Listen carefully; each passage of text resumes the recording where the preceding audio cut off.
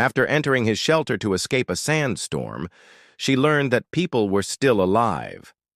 As she trekked across the interminable sands, the only sound to accompany her heavy breathing was Nera's ancestral staff. Her previously immaculate golden attire, made for her home world's verdant woodlands, now clung to her blue skin, which was covered in a fine layer of sand that seemed to settle into every fold and crease. 3 days. 3 days after she came out of the portal, confused and afraid. 3 days after witnessing her country burn, and her people being massacred by the ruthless Krevak army that had come without warning, she muttered to herself, "Keep moving," as a warning to her now shattered, once tranquil world.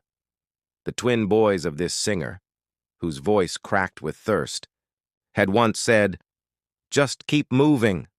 The constant beating of the desert world transformed the horizon into a glittering mirage. Nera's silvery white hair, her pride and joy, had been tied back with a strip torn from her sleeve.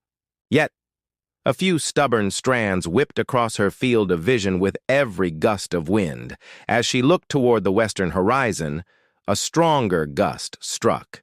Nera stopped, planted her staff in the sand, and regained her balance. A sandstorm, unlike any she had ever seen, was approaching. A wall of spinning dust, vast and towering. Nothing like what had been described, not even in her people's ancient scriptures. Panic rose in her chest, but she didn't stop. She spun around in desperation, scanning for cover. The dunes offered nothing but more sand in every direction, except for a tiny smudge to the north. Squinting, she could just make out what seemed like a rock formation, maybe a quarter of a mile away. Grasping her staff tightly, Nera began to run. It was her only hope. The wind picked up. Burning sand pelted her exposed skin as she pushed forward. The storm moved faster than she had predicted. The roar grew louder, the sand stung like 1,000 needles. But the rock formation was real, a jagged protrusion with dark crevices that could offer shelter. Nera screamed, her voice lost in the storm, and forced her legs to move faster. The storm's leading edge slammed into her like a physical wall. She nearly fell. Gritting her teeth, she surged forward, dragging every ounce of strength from her body. With a final burst of desperation, she dove into the largest hollow she could find in the rocks. She collapsed onto her hands and knees, gasping, coated in sand. The outside world vanished behind a wall of shrieking sand. "Safe. For now," she whispered, trembling. As her breathing slowed, she became aware of something odd, a flickering light deeper inside, a scent, unmistakable. Burning wood. She wasn't alone. Rising to her feet, staff gripped tight, Nera moved deeper into the cave. The passage curved. The light danced more brightly with each step, casting strange shadows along the stone walls. And then she froze. A figure sat beside a small fire, cloaked in a pale, hooded mantle, motionless, the color of desert sand. He hadn't noticed her. Or had he? Before she could decide whether to speak or flee, the figure said without turning, "The storm brought you here, I assume." His voice was deep, resonant, definitely male. "Until it passes, feel free to share my fire." Nera's grip on her staff tightened. "I heard you breathing," the man added. Slowly he turned. The hood fell back, and what she saw made her heart stop. Soft brown eyes gazed at her with quiet interest. A weathered face, no scales, no fur, no glowing marks, just burnished skin, and odd, soft-looking hair covering his jaw and upper lip. "You're human," she whispered. The man blinked slowly. "And you know of my kind," he muttered. Before she could stop them, the words left her lips. "Please sit. The storm will last for hours." Everyone knew. Humans were gone. Legends, wiped from the galaxy. All that remained were ruins and whispers. Yet, one sat here, alive. breathing, staring at her. "Don't be scared," he said gently. "I won't hurt you." There was something in his voice, an ache, a grief, and Nera believed him.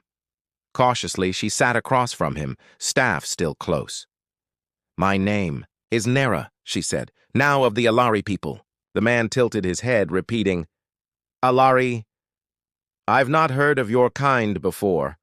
I'm Daniel, the last person to survive the human research station on Earth." Nera echoed softly, "The last survivor." Silence fell between them. She stared at him, at the flickering firelight on his alien, no, human, face.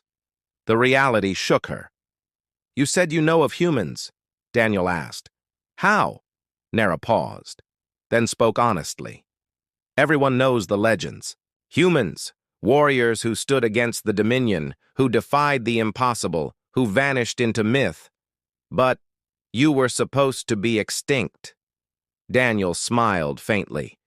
"Reports of our extinction were premature. Outside, the storm howled louder. But inside, for the first time in years, Nera felt something she thought she'd never feel again. Hope." She looked at Daniel more closely. His brown eyes, strong jaw, and strange, almost captivating features. "Your world," Daniel asked softly. "Tell me what happened." Her hand tightened around her staff. Memories, screams, fire, the sky filled with ships, dark, insect-like vessels that rained death. "The KAC," she whispered. Daniel's entire body tensed. "You're sure?" "Six-limbed fighters," she said. "Exoskeletons like polished metal, energy weapons, and something else. The organic parts, they crumbled to ash on touch." Daniel finished grimly. "They nearly wiped us out 3,000 years ago. Despite our best efforts." He stood and began pacing. "The Kravak. They believe only those who can challenge them deserve to exist. They're wiping out potential threats before they rise." Nera shivered. "But we had no weapons. We were peaceful." Daniel stopped. "Your staff?" he asked. "May I?" Reluctantly, she handed it over. He examined it closely.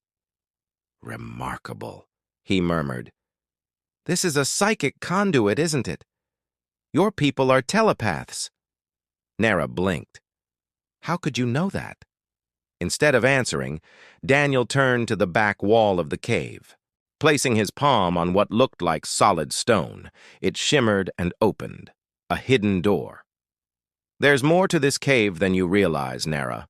Time I showed you the truth." He reached out. She hesitated, then placed her blue hand in his. Warmth. Thrill up her arm. He led her through the hidden threshold and down a sloping corridor lit by glowing panels embedded in the stone.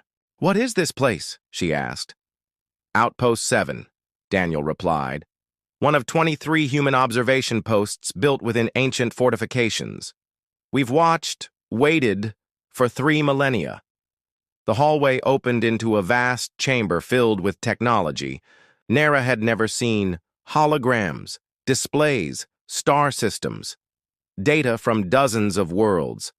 "We've stayed hidden, rebuilding," Daniel said, "developing technologies that might one day reclaim our place in the galaxy." He stepped aside. One screen displayed a shattered world. Hers.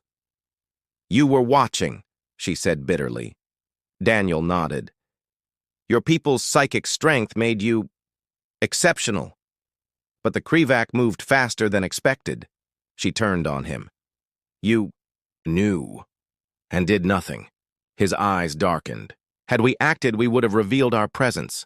The Krivak would have found us, exterminated us. All of us." He stepped closer. "I'm sorry, Nera, but if we're to survive, we must remain ghosts until we're strong enough to win." She looked at him, torn between fury and understanding. "How many of you are left?"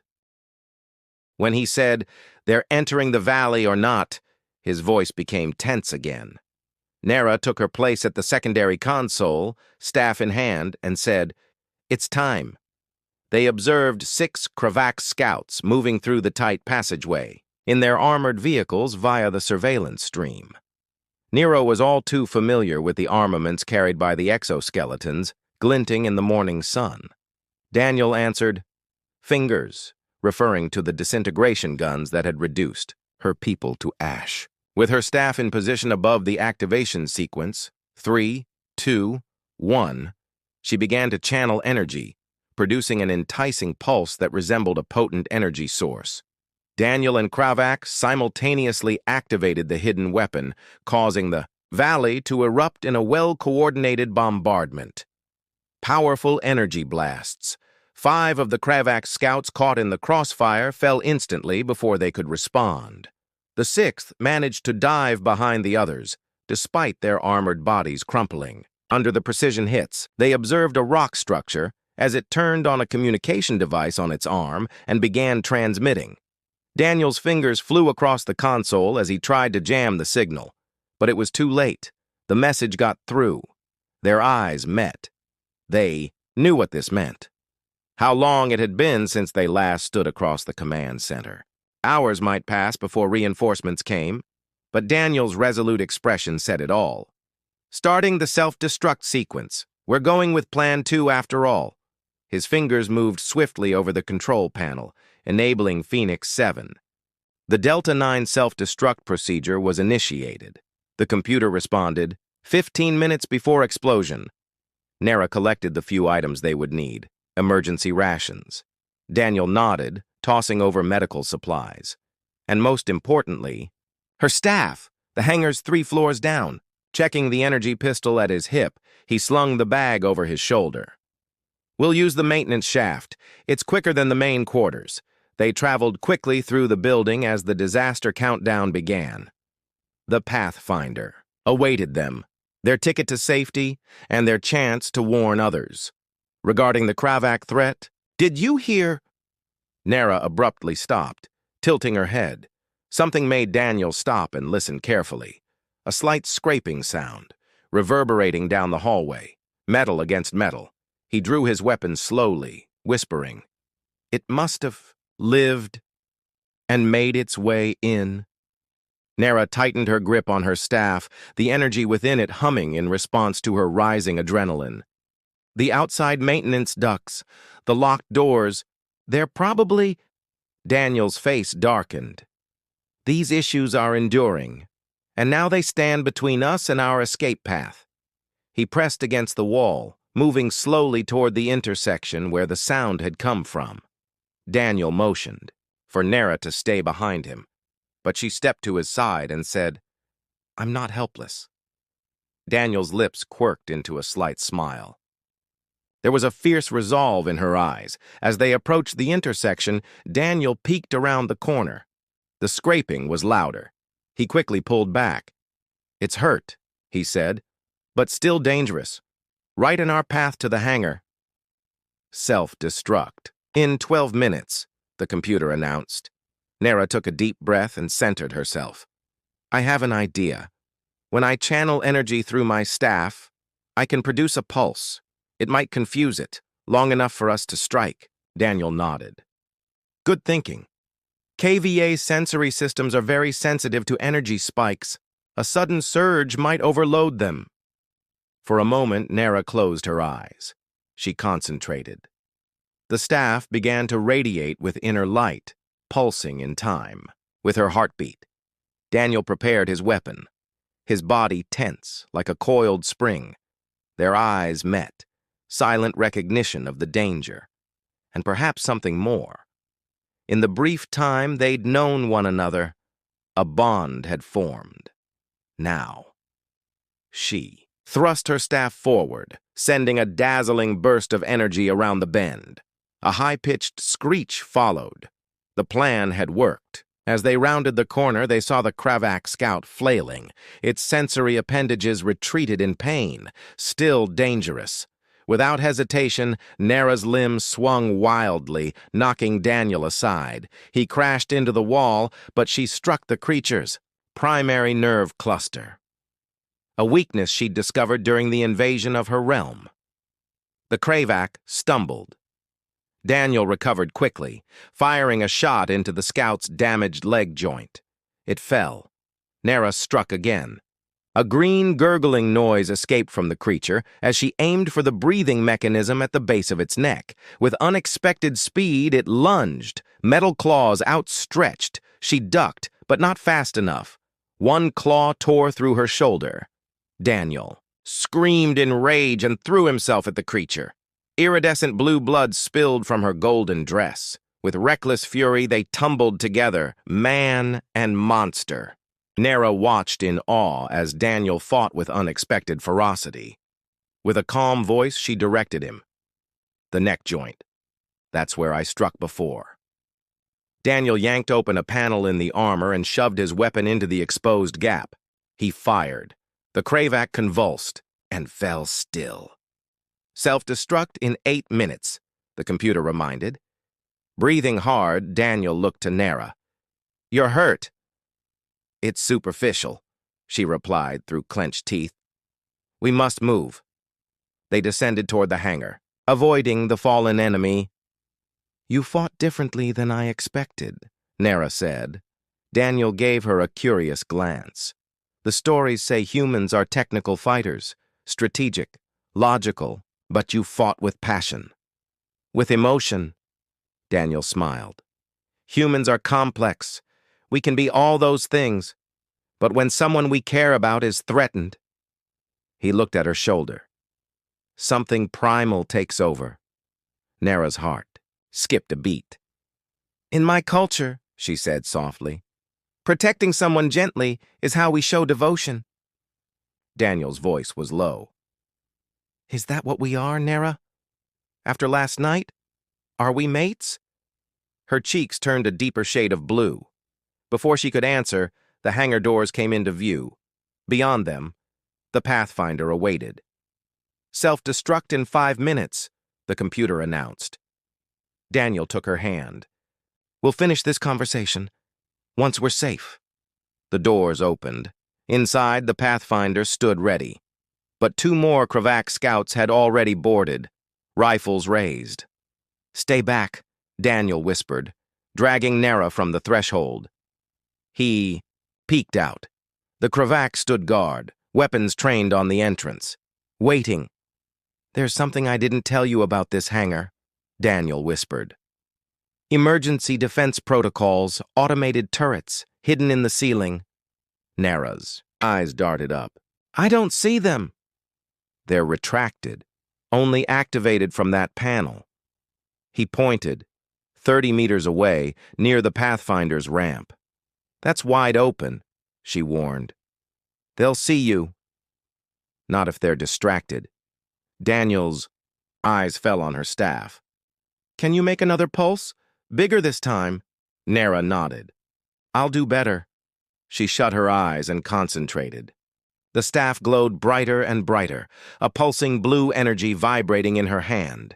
She thrust it forward. A dazzling arc of electricity burst from it. The Kravak flinched, light and sound crashing through the hangar. Daniel sprinted. Low, to the ground. Dodging behind crates. Energy bolts flew. Disintegration fire burned the walls. Nara followed, firing another blast at one of the scouts. Direct hit. The second turned toward her. She dived to the floor. Heat singed her back. Daniel reached the panel. Phoenix 7, Delta 9, emergency override, Protocol Alpha. Panels slid open. Turrets dropped from the ceiling. Clear, Daniel shouted, as automated weapons erupted in precise, deadly fire.